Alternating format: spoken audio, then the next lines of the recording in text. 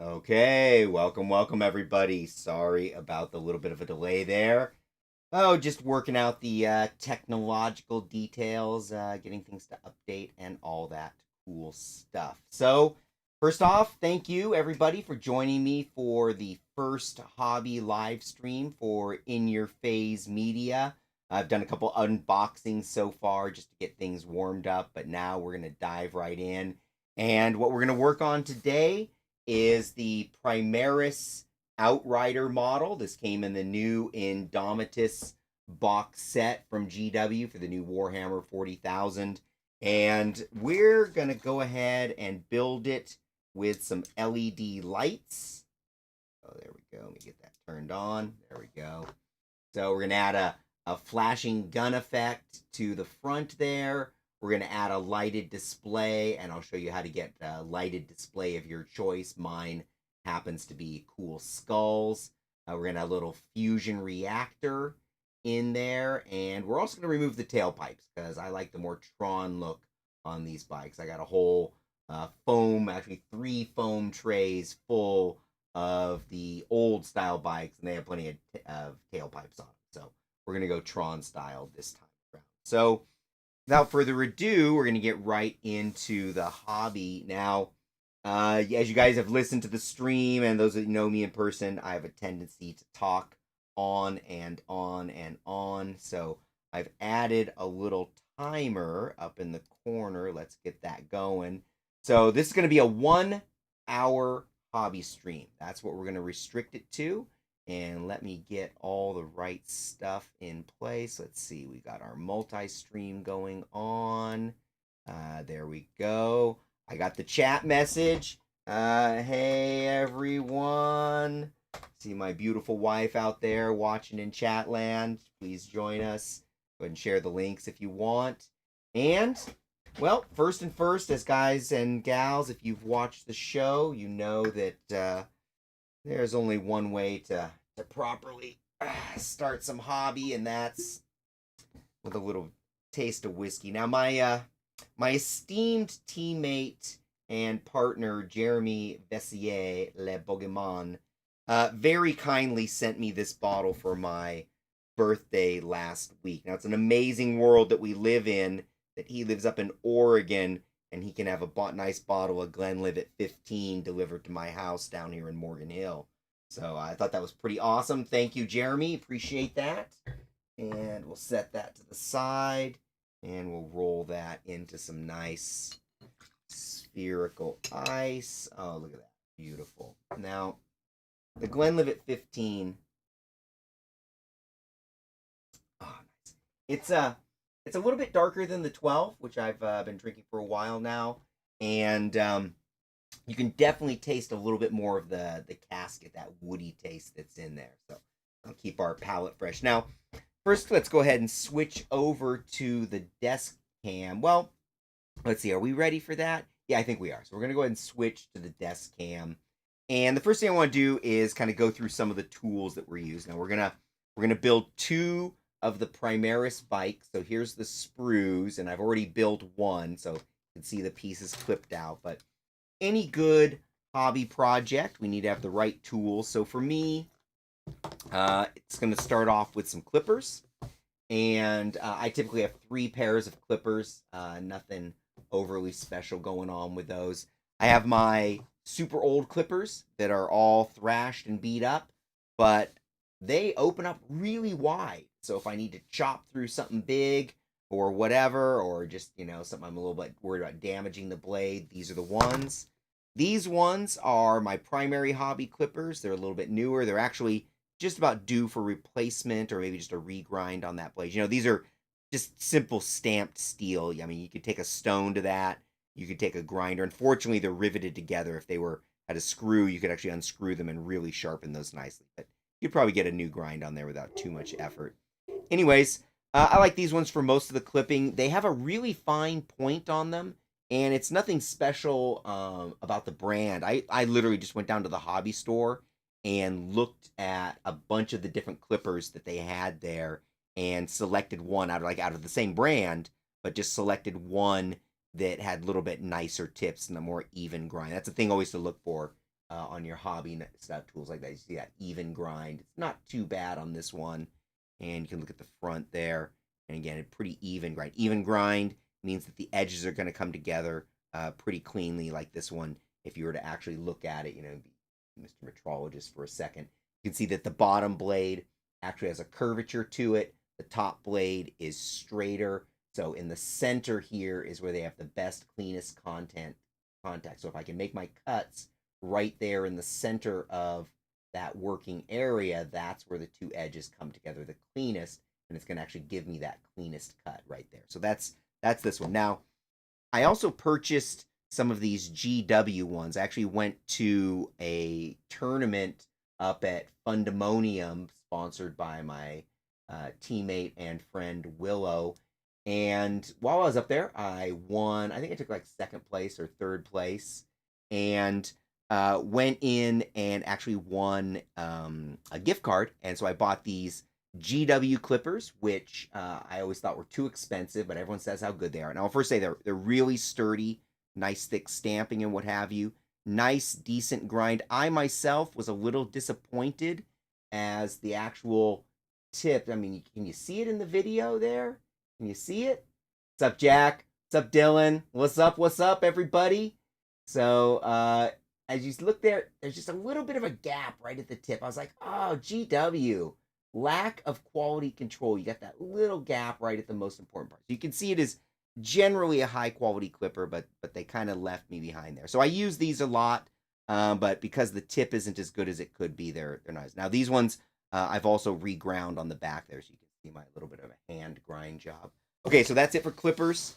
And of course, everybody knows you got to have your X-Acto knives. I typically have 3 X-Acto knives. I'm going to have my Ergo one that I do most of my cleanup with. And then I have this one, nice thick blade. I usually put a brand new blade. This one is a brand new razor sharp blade. You may see blood. It's a little bit, oh, jeweler's clippers, huh? Yeah, I miss you too, Jack. That's interesting. I've heard the jeweler's clippers are delicate though, so I'm not sure if that's the right one for me, but I've heard they're good. Anyway, so I have a brand new blade here. There may be blood later. We'll see how that goes. That's my nice thick sharp blade. And then I have this chopping blade, which actually does have blood on the tip from the last time I used it, but this one's really good for hacking through some thick stuff. Small pro tip. I used to work at a machine shop where we primarily manufactured plastics and whatnot. And one of the old-timey machinists taught me a trick that when you get a dead sharp cutter in plastic, it's so sharp that it actually like cuts and pulls into the plastic and doesn't give you the cleanest of cuts. And so when you're cutting plastic, you're actually better off with just a slightly dull edge. Will give you a cleaner, straighter cut in plastic with less burrs and what have you. I found that to be true with my razor. So for most of the work in plastic, I'm going to use a little bit of a used blade, but you'll see later we need these ones. Now, I don't use this other stuff much during the disassembly or sprue portion, but I do have a couple emery boards that we can use for removing mold lines. And I have this tool, which is an amazing ceramic deburring tool that really works good. I mean, the way it pulls burrs off plastic, but it just doesn't have a fine enough tip for a lot of the work that we do here for GW. You know, if we're here doing like one of these, it's got that little radius in there, and you just kind of pull it along, and it's going to put a really nice edge on the bottom of those bases there. Drag that along. Yeah, this is the exciting video where I scrape off the mold lines and cut everything off the plastic. I'm going to do a series of 1-hour videos. Oh, Godhand. I've heard about those ones. Yeah, the ceramic one is nice that I'm using here. So anyways, as I go around, I'm going to get that nice clean edge. There we go. Perfect.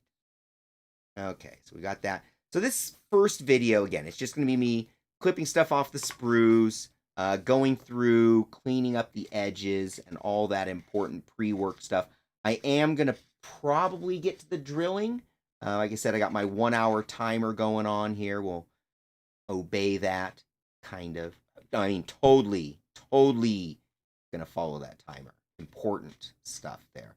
So anyway, so we're gonna do that, but then I'll probably be able to get at least the pre-wiring done for the LED lights. And kind of what inspired this project, I mean, yeah, I mean, besides the fact that I have a whole closet full of lighted bikes, right, is that I saw these new Pico and Nano LEDs. Nice edge. Now, if you're in Age of Sigmar and you burn off that bottom edge of your base, now you're definitely under 1 inch. Just saying. Just saying. Anyways, so I got these new Pico LEDs, and just get one of them over here. And these things are tiny. I mean, can I get closer? There we go. Look at that thing. Is that ridiculous? Is that ridiculous or what? Yeah, the back edge of the knife. I use that sometimes too. I mean, the one thing I will say is that the best thing about when you're doing these kind of hobbies is, like, I like to have all the tools, and I'm just like, right tool, right job, all that kind of stuff. So these little Pico, I think these are like Z size LEDs. Now, let me make sure I get the positive on the positive. There we go. Look at that. That is some bright ass lights. Oh man, they're just nothing. And then these ones over here we're going to use for the guns. Get that. And you see it has the flashing module in there. And again, let me slide that in there. We got a flashing module going on. And those are available in any colors, but I thought orange would be a good color for the guns as far as that goes. And then here's the last color, the red. Now, the red I thought was interesting because it came with, there we go. As you can see, it has a resistor soldered in line right there. Yeah, I'm building this lighted Primaris bike, actually. So I'm going to build 2 of them simultaneously and then do all the wiring and lighting and all that good stuff. So, but the technique's honestly applicable to any model, especially if you want to throw some lights in there. So one of the interesting things is these little coin cells are, now, okay, first off, I am not an electrical engineer, not even slight. I am not an expert, but I've been doing this stuff for a while. It's funny, I think of electricity in mechanical terms, and so it's there's where my understanding of things goes. So if I am not correct in what I'm saying, then feel free to correct me with your superior knowledge, whoever wishes to. But anyways, as far as I know, before I make any claims, right, these coin cells are basically self-limiting in voltage. In other words, they're going to get 3 volts out there, and, oops, get that the right way. And regardless of whether I put a resistor in place, the 3 volt LED is just going to work. So I don't actually need a resistor. But with a resistor in line, I can hook this red LED up to a higher voltage power source. So I know that when I was working with the power play LEDs, is that you, Ellen?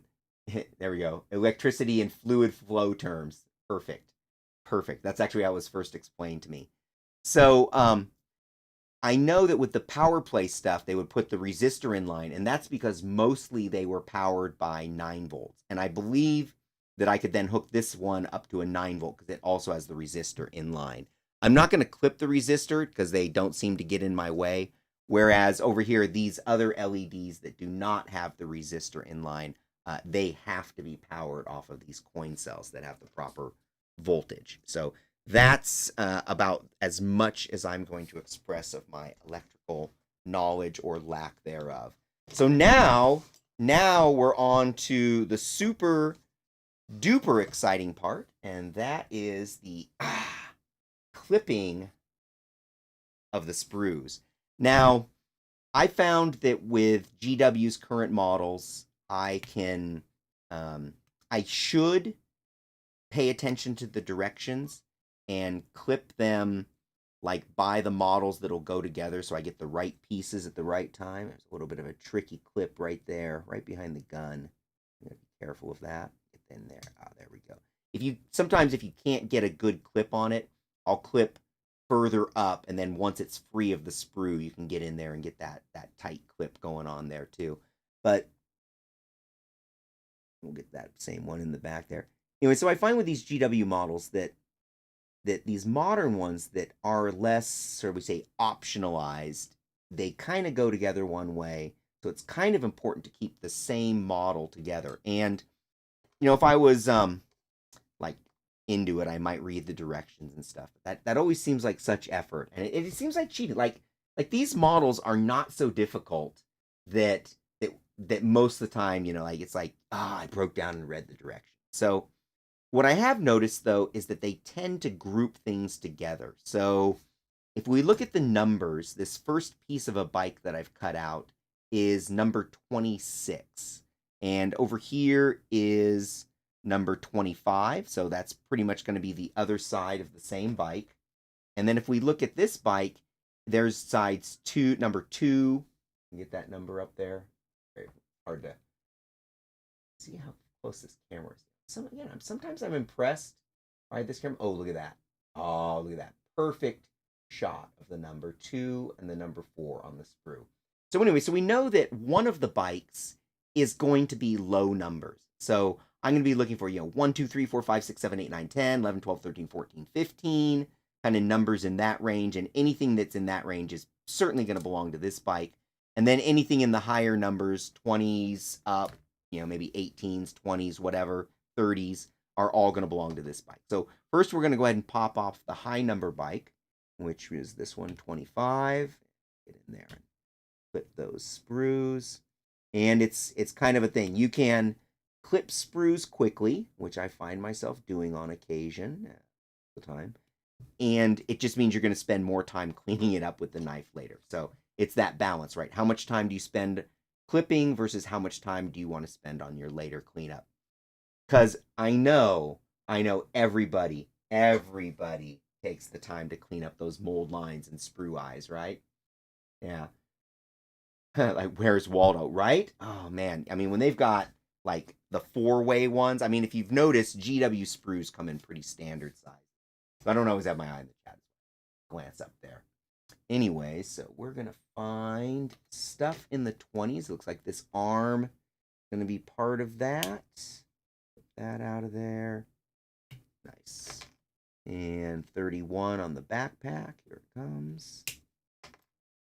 Backpacks, for some reason, like the places they put the mold injection points, sprue eyes as I call them, it's just always terrible. I've just never been happy. Oh, now here we go. What's this? 27. Oh, I see. This is 7, so that's not going to be for this one. This is 37, though.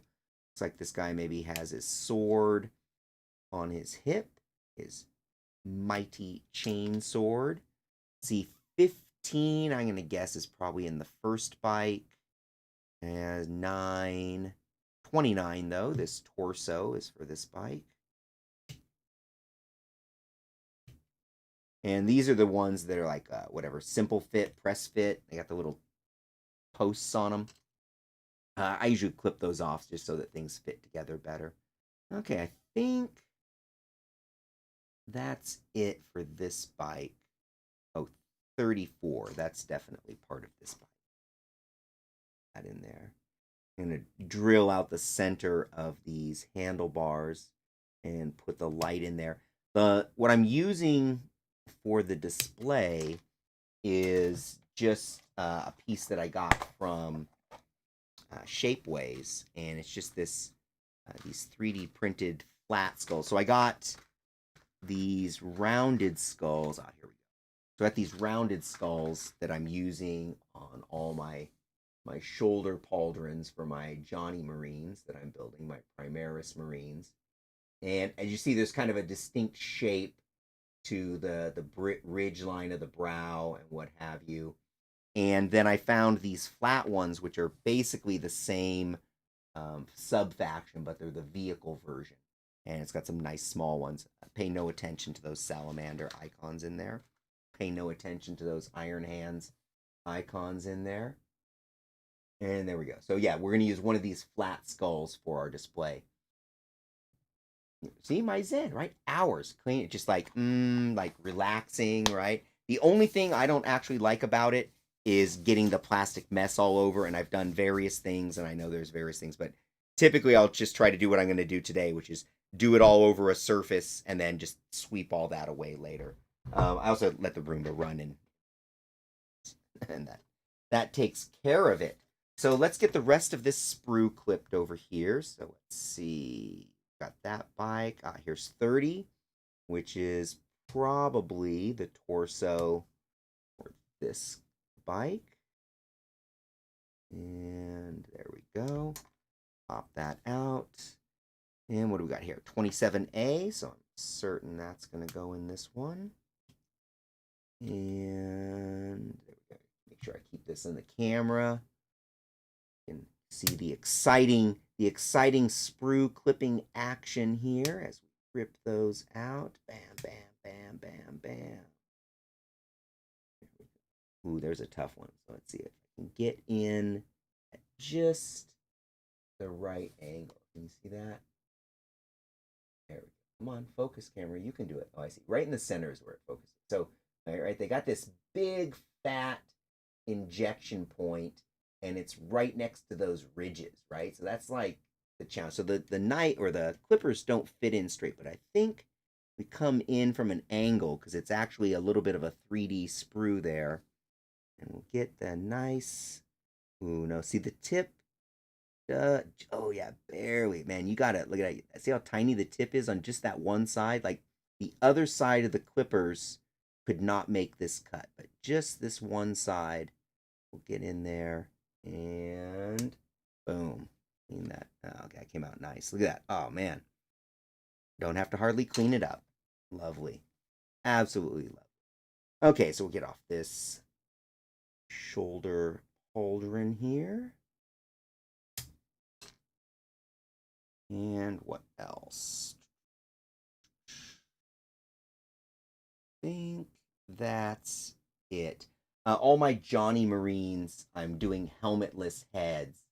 So, I'm going to probably not use any of the other heads. I think there was only one helmetless head in this whole sprue. Ooh, 24. Nah, that was a much higher number. Okay, so we've got our first bike all clipped. Let's see if we got all the parts together that we need. I think I am missing a tire. Interesting. I bet. Whoops. Something totally didn't just crash in the background. Okay, so here's this piece that's going to go to one of the bikes. When I was building the other bike, I accidentally clipped a couple extra pieces. So I put them here in the rest of the Indomitus box that I'm now digging around in.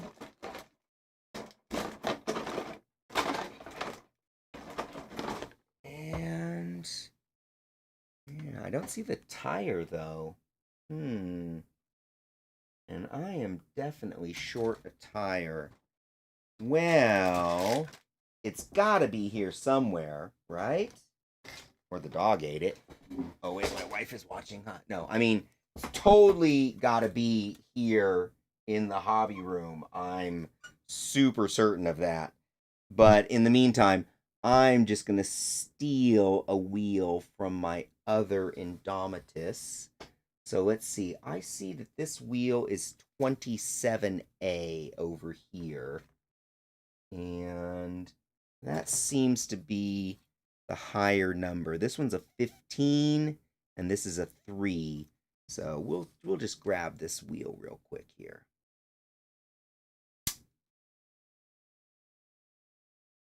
Those of you out in listener land, you just feel like randomly sending me piece 27A so that I can convince my wife that the dog didn't eat the wheel, then that would be lovely. It is, but you know what? Space California actually has the laws as they were in the 70s, so we're safe, Dylan. In fact, it's funny, I remember when the helmet law came into play, and I remember when the seatbelt law came into play, and all of the screaming about my freedom and the protesting and everything is very reminiscent of people nowadays. So it's kind of funny, though. I do particularly remember that there was an accident, and it's funny. As a kid, I always thought that the accident happened right there on 280 in San Jose. But honestly, that might just be because 280 was by my house. But I remember reading the article in the paper, and it was like this guy and his girlfriend were riding their motorcycle down the freeway. And I want to say it was a tow truck cable, it was like pulling a car up from the side.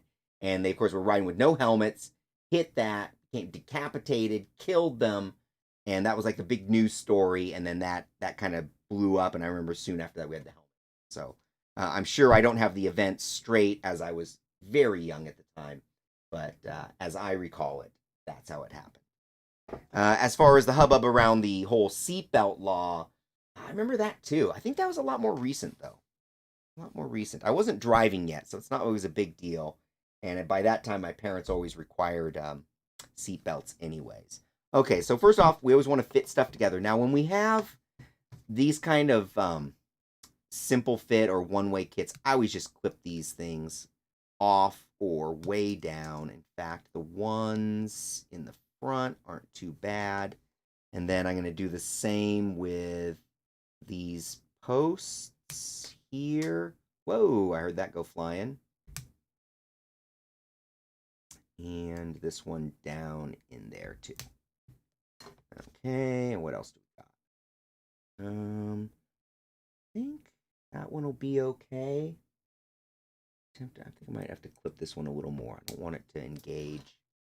And I'll clip that. Oh yeah, those can go away. What else do we want to get rid of? That. Yep, all those posts. Right? Guideposts are for beginners. What the heck? We're not going to be using those on the bottom. And this tire is not going to need either. I am letting stuff fly for dramatic effect, but there's actually plastic blasting all over the room here. It's quite okay. It's quite okay. And let's see. So, fit those together.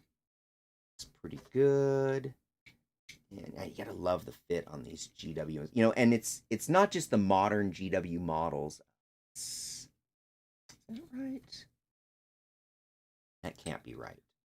I guess that's definitely a wrong leg. That's what I get for not listening in the directions, right?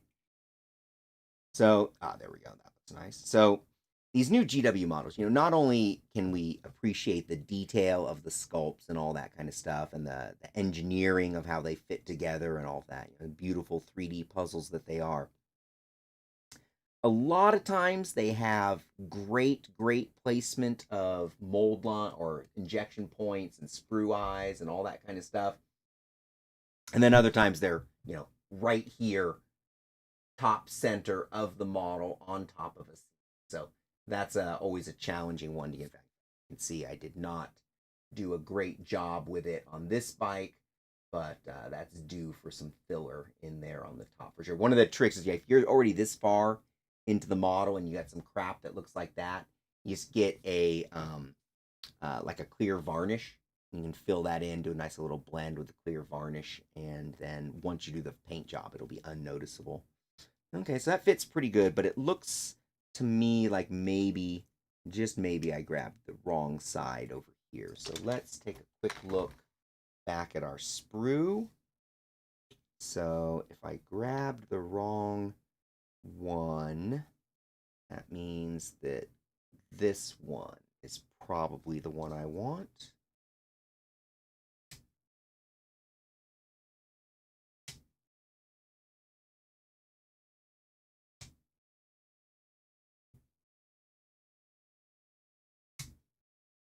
Ooh, one more. Kind of give it that push. You feel some springiness. And pow. What? There's a whole bunch more. Man. I said right there on top. Okay. Now we're free. And again, we'll dump these posts. Gone. And that's right, I'm also going to get rid of this exhaust pipe. That's a little more challenging, but there we go. And come on. I think I'm going to do that with a knife. This one's a place where a nice sharp knife will help us because it can just go right down. You see, I already stressed the seam a little when I clipped it, so it should be pretty weak right there. Yeah, cutting on camera without cutting your fingers. Let's be real. We'll get down here and do it the right way. Okay, oh, this surface ain't gonna last long doing that. Have to get ourselves a little cutting mat or something. I think maybe finding a giant cutting mat. They have like 24 by 36 ones or something like that. We'll clean that up while we're there. Now, the back of this, that's a little uglier. I think I'm going to take one more stab at it with the clippers just to remove a little more kind of mass from that. Oh, and look at that. See, there's still a nice piece. Get in there. Oh, yeah, there we go. Still a nice piece of the exhaust pipe. So try and get the bulk of that off. I'm not super concerned because it is on the inside of the leg here, so it's not like it's going to be really that visible. But it's nice to do those things, right? Because it's not visible doesn't mean you shouldn't wear clean underwear. So no reason not to clean up some of this stuff in there. A little bit of a reshaping on that one. Holding focus for me. Not the best.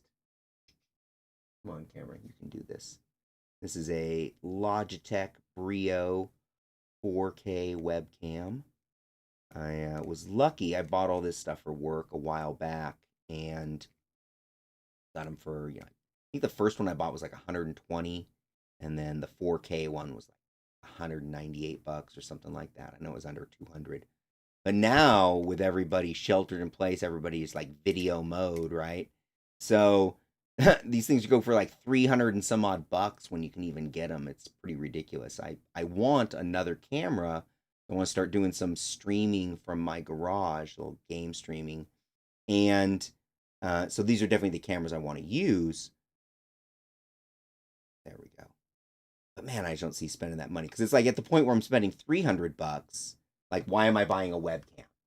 Right? Hey, what's up, Phil? Hey, what's up? What's up? Yeah, so like at the point where I'm buying, spending that kind of money, why would I buy a webcam? I might as well just buy like a quality GoPro or something that can handle the focus changes and all of that kind of stuff. So that's kind of where I am. And speaking of live stream, Mr. Phil right there is definitely somebody I want to get on the live stream. I don't know if you were in the room when we were at Alex's this weekend, Phil, playing some 40K. New guy down in San Martin's got a huge barn. I mean, that thing's big. 9,000 square feet with multiple rooms. So it was super chill, right? But anyway, so I was talking about I want to do some live streams from my garage, but I don't necessarily want to play the games. I mean, I do want to play games at my house, but more importantly, I want to run the equipment and get like 2 people over to play. So I want to get Phil over. He's got a pretty baller painted Death Guard army, and we'll see who we can get to play against him. Somebody else who has a nice painted army. I know John that I played there down at Alex's house this weekend. He had a pretty nice painted Necron army. Okay, well, it's one of these things where I just meant to clean up where the exhaust pipe came off. But while I'm at this part, I might as well get all the mold lines on it. So I'm just going to get in there, scrape those off. And like I said, it's not the super exciting part of the video. I probably will in the end of this series. Like I said, I'm doing these 1-hour series. We've got about 30 minutes left on this one. So I'm doing this series, 1-hour series of building these. And so right now I'm just going to focus on, the hobby portion of it, as it were, which is clipping those sprues, cleaning up those molds, what have you. I considered doing these off camera because like, oh yeah, man, mold lines, right? But I figured, just go ahead and do it as a live stream. Maybe somebody else has some modeling to do too, and they can They can hang out and do their own mold line scraping and burr eye cleaning like that, like I am. And plus, my co-hosts, Jeremy and Garrett, they taunt me on the show. They taunt me every week. Oh yeah, the one I stabbed myself, my dear. That's this knife. Like, not today, but youch. That one went deep last week, so that's a whole other story. But anyway, so Garrett and Jeremy, they taunt me on the show about their models, and Garrett. I remember I was at a tournament and I looked at his models. I'm like, dude, those look awesome. Like I was looking at his corn models, right? They looked amazing. They great colors, detail. The guy can stay in the lines. He can operate a paintbrush, right? So everything was crisp and looked great. Highlights, all that. And he's like, da da da, and we're talking, and I'm like, oh, wait a second, you didn't scrape any mold lines. He's like, no, I don't scrape any mold lines. I don't use any primer. I just paint. I'm like, you're killing me, dude. You're killing me. So he's like, beautiful paint job, but it won't survive. Plus, mold lines all over the army. And then we're talking on the show, and Jeremy's like, yeah, I don't scrape mold lines. Yeah, blah blah blah. I'm like, kill me. That happened to me recently. The Necron army, or at least, well, I actually bought 3 Necron armies, right? 3 bids off of eBay, right? And but one of them, which is kind of like a tournament list that I bought out of the center, and I thought the paint job was decent, but when it came in, not only are the mold lines not even scraped, it's clipped like where the little injection point actually still stands on top of it. So I'm looking at Necron warriors with like little triangle-y things sticking off of their barrels and stuff. It's like it's terrible. Yeah, I'm a few weeks away. I'm gaming or going for like mid-September, Phil, to hold those live stream events. So let's see here. I've already cleaned this one up. Yep. Make sure I've got everything on there. See, there, almost missed this front piece. Right, there's certain things that, like, as a Marine player, and I've built a lot of Marines, as most Marine players have, there are like certain mold lines that you have scraped a lot of. And that one right down the front of the leg across the knee, that's one of the classics. Around the back of the elbow, the bottom of the pauldron, and across the top of the helmet. Right? Those are the big ones. Okay, let's see what we got here. Oh, and that mold eye off, sprue eye, injection point. I like the term mold eye. They always look like an eye to me. Now the thing is, I do clean up mold lines. I am not an Israel Sanchez level mold line cleaner. Like, Israel literally turns them to where you can't even tell that the thing has been molded. Myself, I just want to get the bulk of them out. And it's funny, what it really comes down to most of the time is, when you get to the dry brushing phase, and nowadays with contrast paints, if you don't clean up those mold lines, they catch your dry brush, and are really obvious because you have this like line down the center of each face, right? And then with the contrast paints, they also pool on those. Now, this stuff here is like torturous, like YGW. Like, for somebody was either angry or not creative. When you're putting those little mold lines down buttons, right? I'm going to scrape that. Ugh. So I'm not going to get down in between those. Not going to scrape it. That's where we break out the old emery board. Give it a quick. Oh, look at that. See? No issues. Nice. Oops. Be careful with it. You start doing too much of the cleanup with that. Remember, this is my brand new sharp blade, older dull blade. The difference, I'm not bleeding when I do that as much. Now, again, mold line cleaning for me and hobbying in general usually ends up with the old bloody thumb or some variation thereof. My buddy John down in Southern California had some good advice one time about putting the Band-Aid on your thumb first.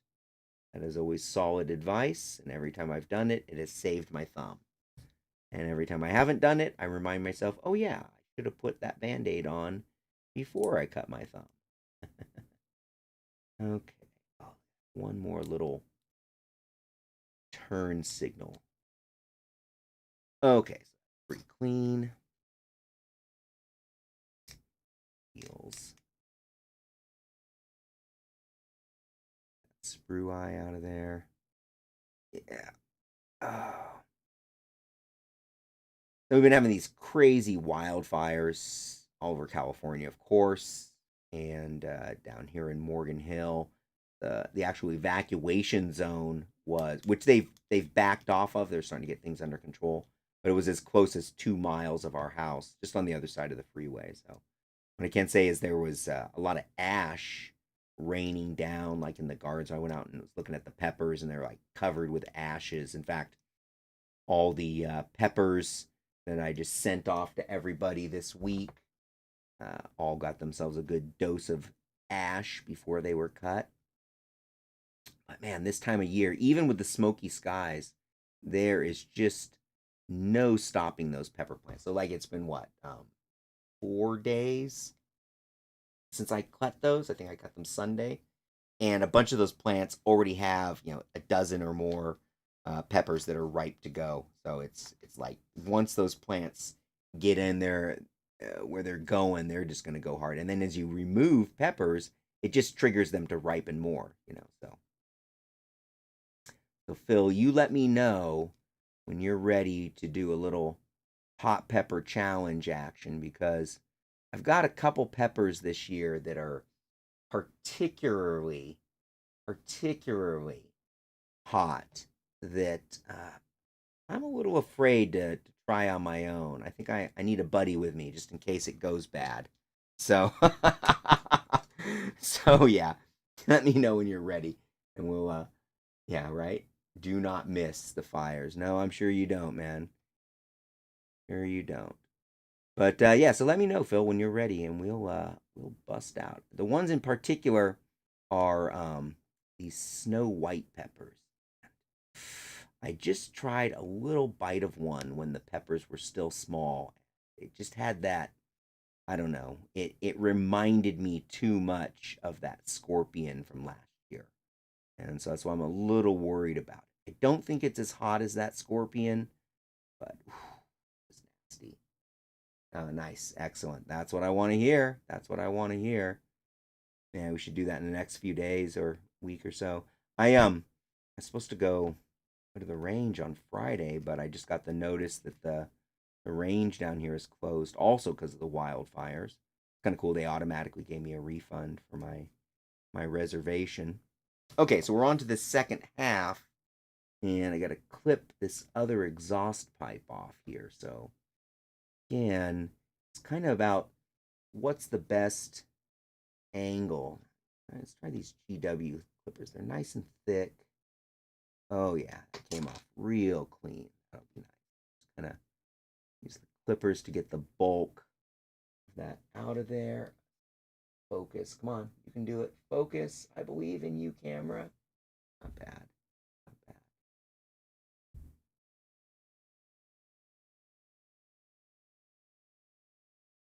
And there we go.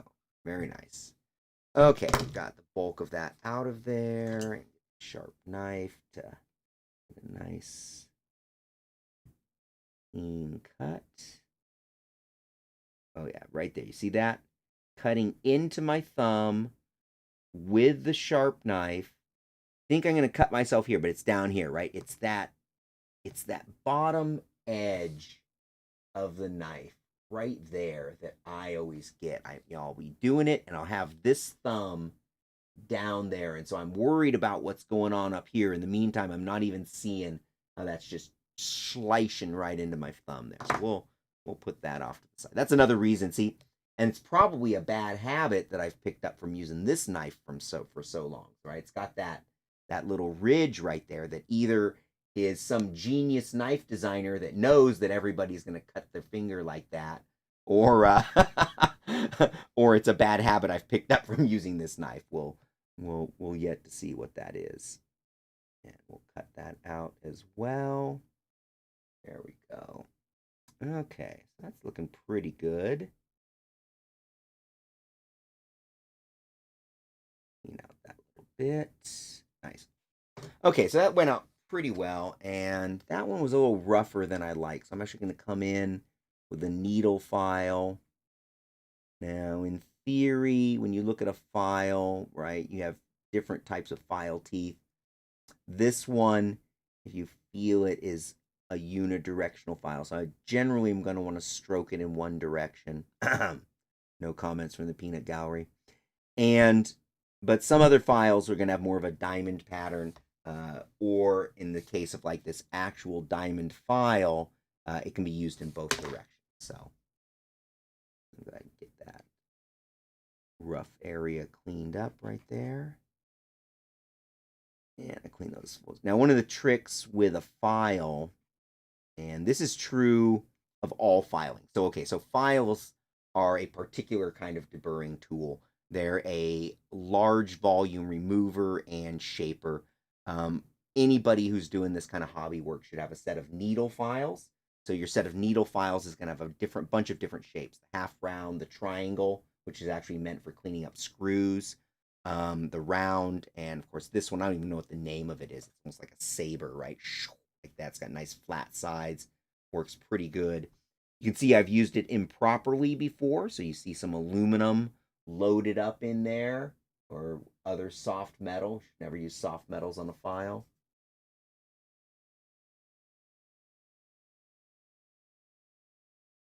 That's right. It does not have the extended. It has a fusion clean energy power plant, right? Fusion clean energy. Ooh.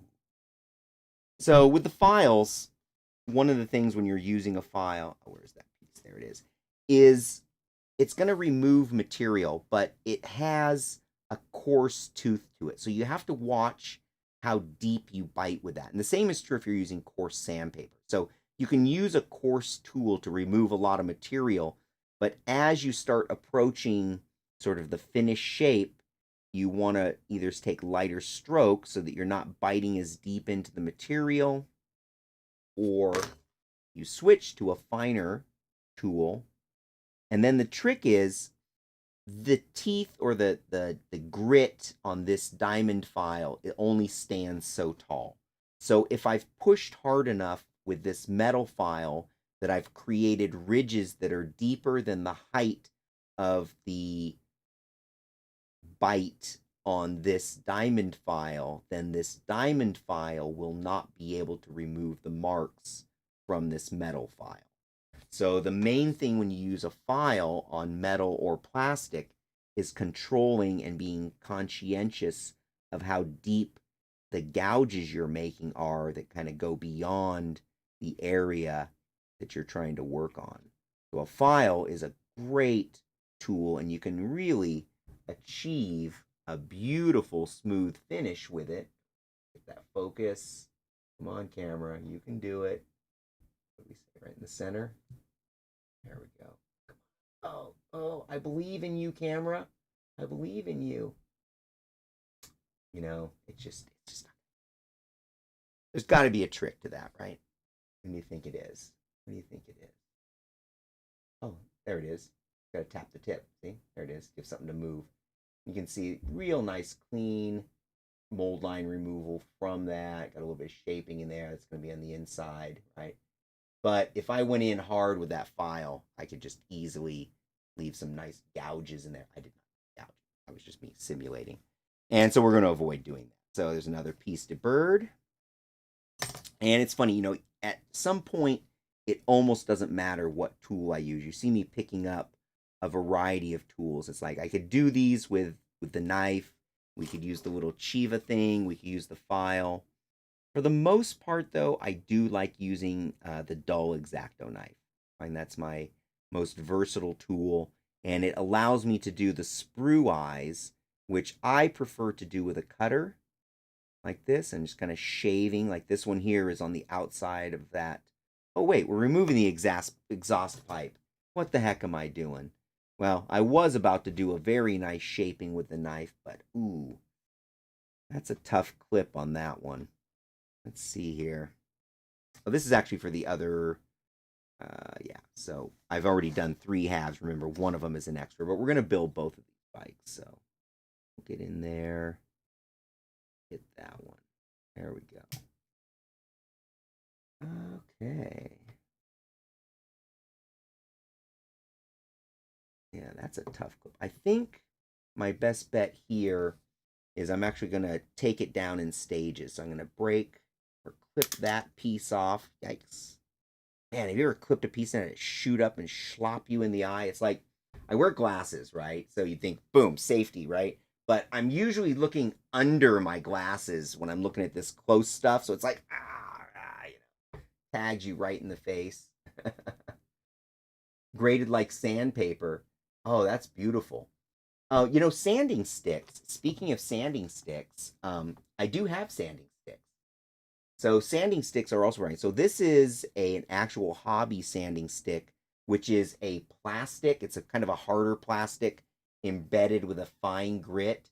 And I'll use it, or why not to use it? And I use that for a lot of the fine stuff, right? You get into little grooves and stuff like that. But at work, okay, at work in my toolbox, my beautiful Gerstner toolbox at work, I have an entire drawer dedicated to stone. So over the decades, I've collected a variety of, stones, mold maker stones. So I have like all different grits, all different shapes, all different types, all different materials of stones. It's kind of cool. So, but here we're dealing with plastic, and so you don't need much of that. So we were here. We're going to try this complex cut. We're just kind of breaking away some of the excess material. And there we go. Now that we've removed that stuff, this cut isn't as difficult as it was a minute ago. And I think, ooh, that's dicey. Like, I think I'm going to get it with clippers. Kind of debating. Oh, that's nice. That came out real nice. So we're good. And then we'll just go in with the sharp knife.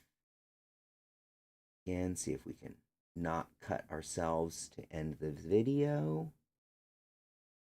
Nice little hook on the inside there. And clean that side as well. Very nice. Now, there's a lot of material on this leg still. Again, this was kind of the ugliest one to do that. Now, technically, that's a conversion. So if you're building along at home, we are now converting. But, I mean, we're going to put an LED light. I think nobody argues that is fully a conversion. Now, I've actually played with these Primaris Outrider models in a game already. I've gotten in 3 games. Let me see. So I've played with my Necrons.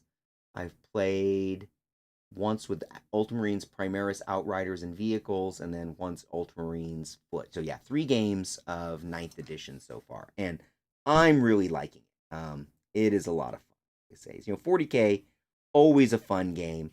Now the deadliness level is cranked up to 11 in that game.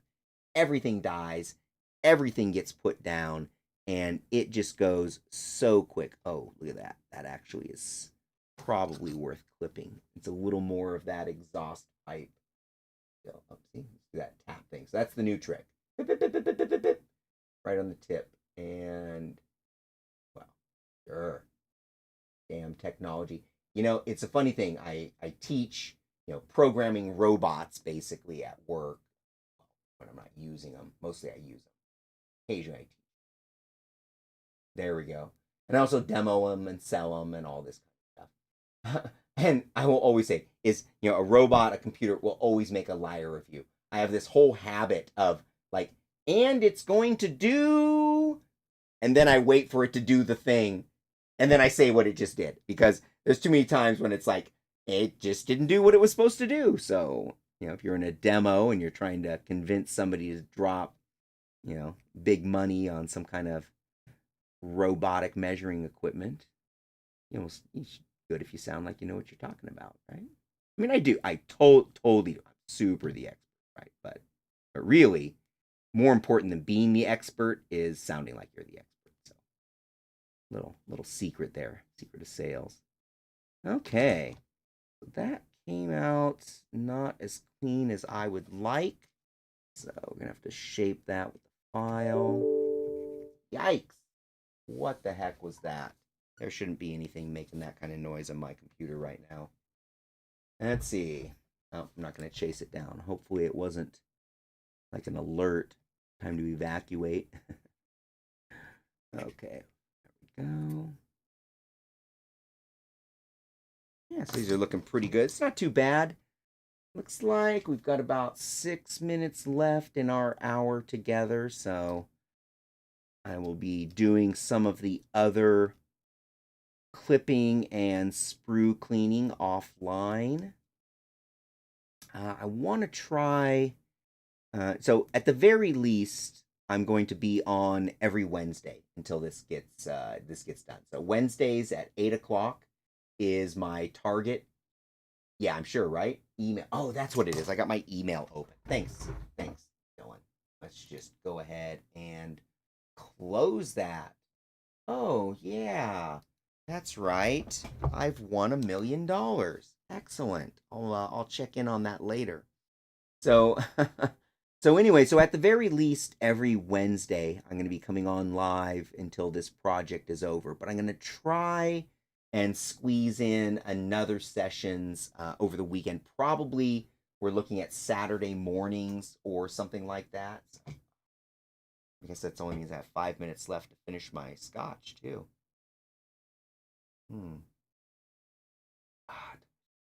Delicious. So one thing I learned at went and did a whiskey tasting up there at St. George's Distillery up in Alameda, and it's absolutely wonderful. And one of the things you learn when you're doing the whiskey tasting is that all of your fine spirits actually come out of the process, the cask, the aging, whatever, at like 99%, 190 proof and above, easily. And then they have a special machine that basically adds water to bring it down to the proof that they're going to sell it to you at. So all the whiskey you've ever bought is diluted with water. Like, that's just how it comes. And if you're drinking 80 proof, it's been diluted with more water than 90 proof or 120 proof. And that's the basic difference there. It's not like any of those were distilled stronger or weaker or aged stronger or weaker. So the way I see it is, if you're drinking something weak, 80 proof, 70 proof, that's stuff you drink straight, right? So that's just already mixed down, it's watered down, it's ready for you to go. And if you're doing something 90 and above, 90, 100, 120, that's the stuff that you're going to let the ice melt in. I myself do enjoy a nice scotch, as I talk about frequently on the show. I don't drink that much, but I do enjoy a nice scotch. However, I like it to be nice and watered. I let that ice melt, and I know there's people that'll scream at me for that, but I like to burn my palate with hot peppers, not with hot whiskey.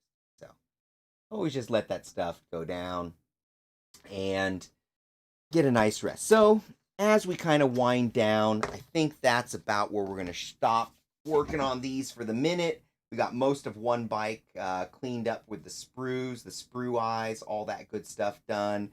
We had a chance to cover some of the tools that we went over. Now, of course, right here at the end of the stream, let's take a minute. And here we go. Oh, see if we can do something cool with our technology. And here we go. Okay, so no, we are not going to do anything cool with the technology. So whatever was about to happen, super not about to happen.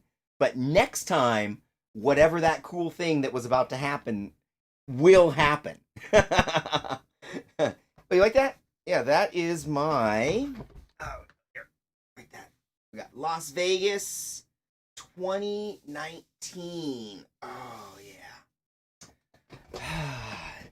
I don't know about you guys. I already picked up my LVO tickets for this year. I'm hoping, I believe in the LVOs. I believe that we will get together in a few months, well, 6 months, and enjoy some LVO. And I also believe that if it doesn't happen, that I can get Frank and Reese to get a refund because I know they'll step up.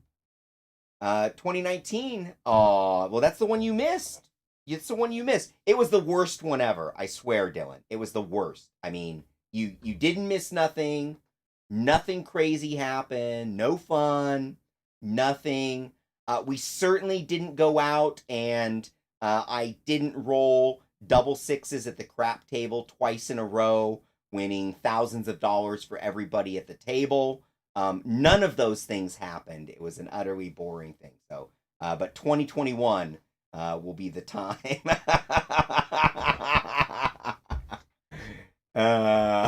You saw the pictures. Yeah, that's for sure. Okay, everybody, we're winding down to the last 30 seconds, and we will switch back to the old face cam. Thank you very much for joining me for this hour of hobby.